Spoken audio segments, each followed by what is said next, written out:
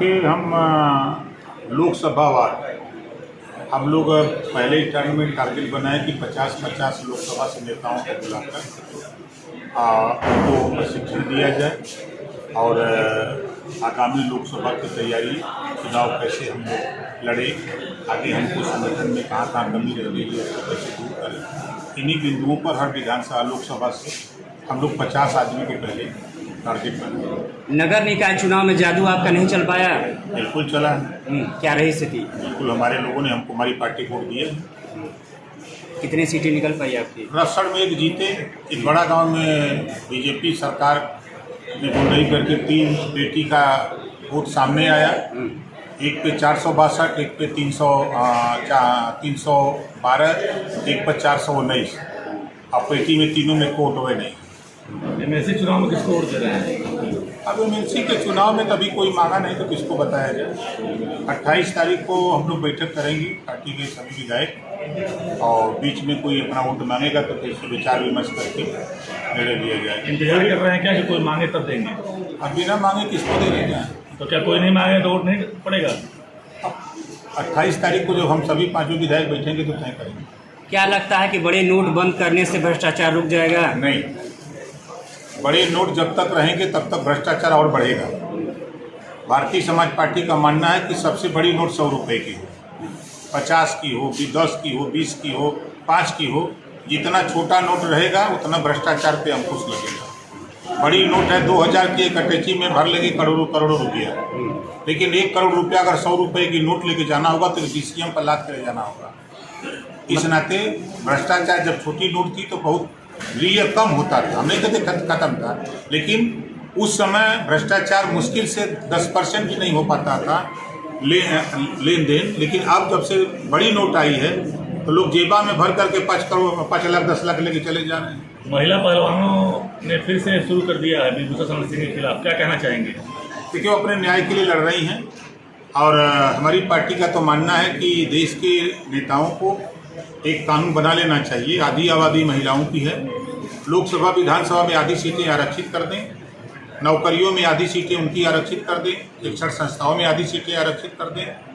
पूर्ण रूप से जब वो शासन प्रशासन में वो आ जाएंगी तब पूर्ण रूप से उनके ऊपर हो रहे जनजातीय अत्याचार पे विराम लगेगा। नहीं तो जिस तरह उन्होंने नार्को टेस्ट की बात किया है कि हम तैयार हैं, उनका भी टेस्ट हो जाए, तो दोनों लोग पीछे हटने को तैयार नहीं है, तो क्या लगता है आपको? तो हो जाना चाहिए ना। जब दोनों लोग तैयार तो क्यों दिक्कत क्या है? विलम्ब के कारण की जाए। सांसद जी कह रहे हैं कि छुआछूत की बीमारी लेके देवी आ गई।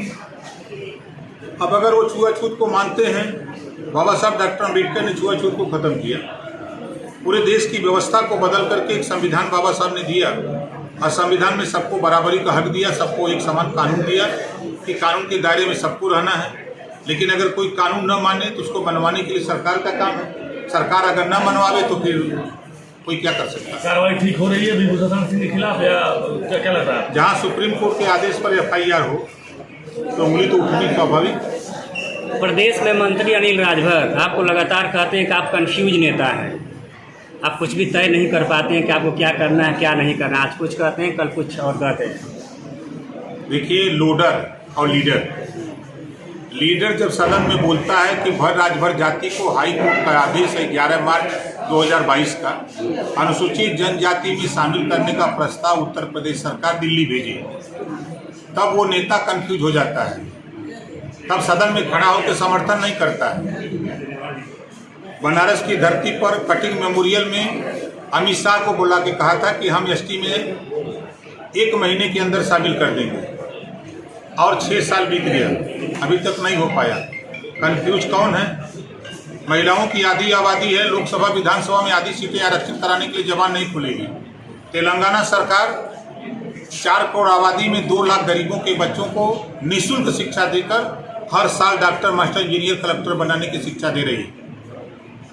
25 करोड़ आबादी में 12.5 लाख बच्चों को उस हिसाब से शिक्षा मिलनी चाहिए, लेकिन यहाँ उस पर बोलने की औकात हिम्मत नहीं है।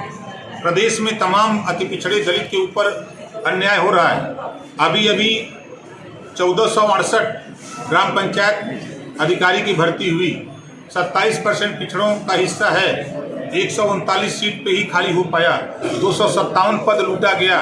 इस पे बोलने की औकात नहीं है, तब जबान बंद हो जाती है, तब आंख बंद हो जाती है, नहीं सुनाई देता ना दिखाई देता। गांधी जी के 3 बंदर बन जाते हैं। ये 257 पद किसका लूटा गया? पिछड़ों का। किस जाति में आते हैं? पिछड़ों के। ये जितने भी पिछड़े समाज के नेता हैं, विधायक, सांसद हैं विभिन्न पार्टियों में, ये लोडर बन करके काम करते हैं। जब इनका हिस्सा लूटा जाता है तो इनकी जबान नहीं खुलती है, जो बोलता है उसके खिलाफ ऐसा बोलते हैं। गांधी जी के 3 बंदर कौन है? अब यही जो पिछड़े समाज का हक लूटा जा रहा नहीं बोल रहे हैं, यही लोग हैं। अनिल राजभर। अरे वही है, अब आप समझते जाइए।